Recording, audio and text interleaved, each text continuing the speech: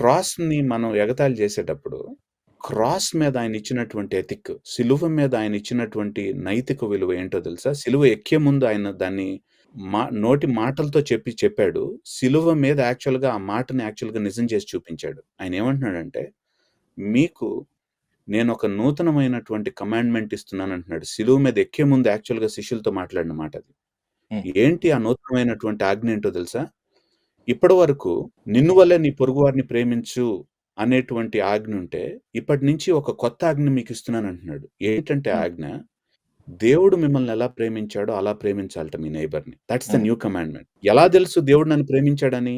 దేవుడు నన్ను ఎలా ప్రేమించాడంటే, ఇంకొకడిని అవమానించటం, ఇంకొకడిని చంపేయటం కాదట ప్రేమంటే. ఇంకొకడి కోసం చచ్చిపోవటంట, ఇంకొకడి కోసం అవమానాన్ని తీసుకోవటంట ప్రేమంటే. So, I think we need to see క్రాస్‌ని ఎగతాళి చేసేటువంటి వాళ్ళకి హ్యుమానిటీని యాక్చువల్‌గా ఎలా ట్రీట్ చేయాలో కూడా తెలీదు వాళ్ళకి. అందుకనే క్రాస్‌ని ఎగతాళి చేసినటువంటి వాళ్ళందరూ గూడా వేరే వాళ్ళని రెచ్చగొట్టటం, ఒకళ్ళని ఇంకొకళ్ళు అవమానించండి అని రెచ్చగొట్టటం ఎందుకు మనం చూస్తామో తెలుసా? కారణం ఏంటో తెలుసా?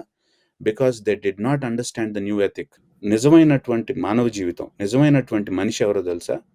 పక్కన వాడిని హ్యూమిలియేట్ చేసేటువంటి వాడు కాదు. పక్కన వాళ్ళని యాక్చువల్‌గా కించపరిచి నీచంగా చూపించేటువంటి వాడు కాదు. పక్కన వాడి కోసం వాడి యొక్క నీచత్వాన్ని కూడా మన మీద వేసుకొని, వాడి బాగు కోసం ప్రాణం కూడా పెట్టగలిగినంత మనం చేస్తాం చూసారా?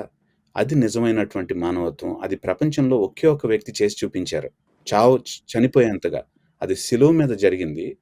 దేవుడే మనిషిగా వచ్చి, మనిషి యొక్క అసహ్యాన్ని, మనిషి యొక్క చండాలాన్ని తన మీద వేసుకొని, దాన్ని అది వేసినప్పుడు కూడా మనల్ని ప్రేమిస్తూ మన మంచి కోసం, తండ్రి వీరేం చేస్తున్నారో వాళ్ళకి తెలీదు, క్షమించండి అని అంటున్నారు చూసారా? అది నిజమైనటువంటి ఎథిక్.